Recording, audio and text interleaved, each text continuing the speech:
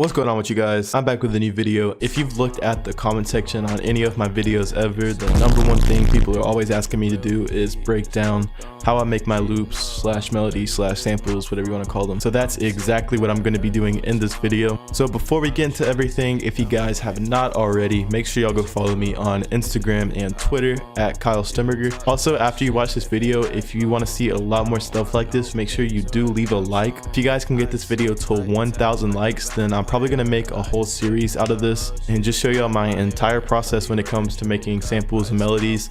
I might do like a sound selection slash VST video, making samples live, just some stuff like that. So make sure you leave a like if you want to see some more stuff like this.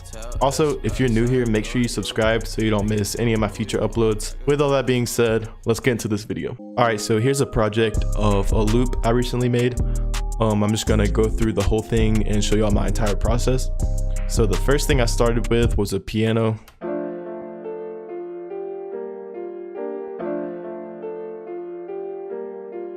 I just kind of already had the melody in my head, so I just drew it out on the MIDI.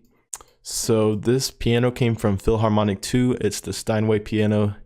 I don't have the VST loaded up just because I want to save CPU while I'm recording, but here's the MIDI for it. This is actually not the original pitch. I think I pitched it down a little bit. As you can see here, I pitched it down some. And as far as the effects, all I did was roll off some of the top end and some of the low end. After I did the piano, I recorded some guitar over it. And I just wanted it to complement the piano, which I feel like it does well. I panned the guitar a little bit to the left, as you can see here, and I panned the piano a little bit to the right. All this does is give the sample a much wider effect and make it sound a whole lot better. So if you guys are not panning in your melodies, I would recommend trying that out. Just make sure you don't overdo it. It's really easy to overdo. So just be real subtle with it. So for the first section, I added this guitar lead. I just recorded this. Then added some overdrive, some compression, and a chorus.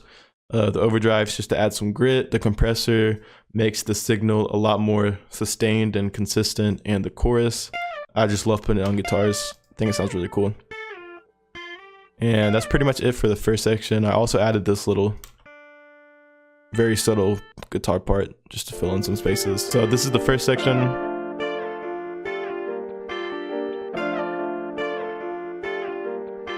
And then for the second section, I took out all the guitar lead parts and I just had the piano and then the guitar I layered with the piano. And then I added a flute right here.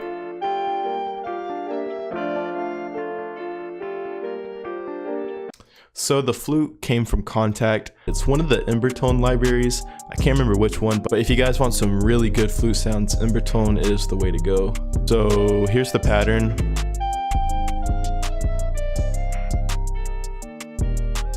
And I just took that straight out of Contact. All I added was this EQ. So for the EQ, all I did was take some mids out and then I boosted the highs a ton.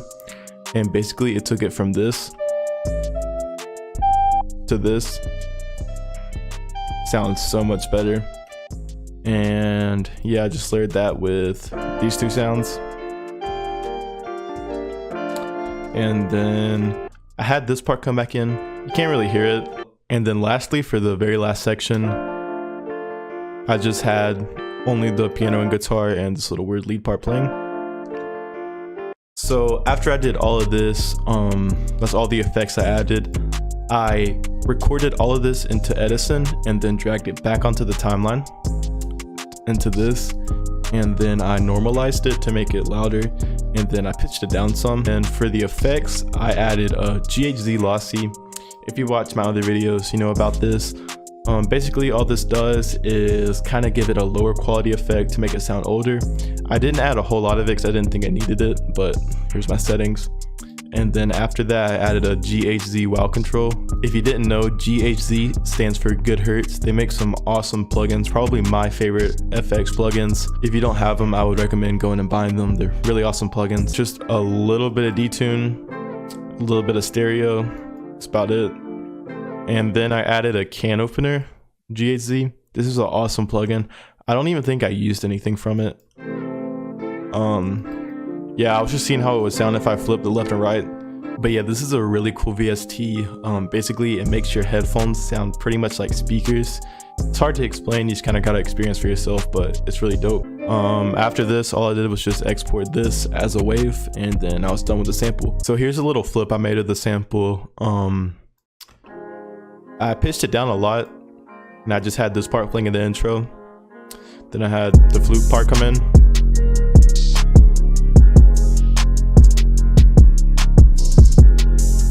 And it pitched up. Then I had like an 808 switch. And back to the other 808, and then back to the different 808.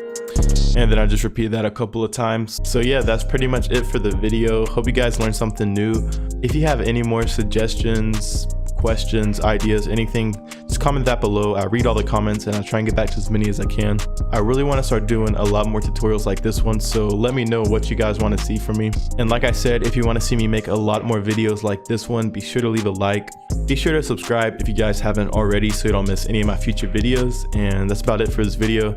Hope you guys enjoyed it. I'll see you guys soon.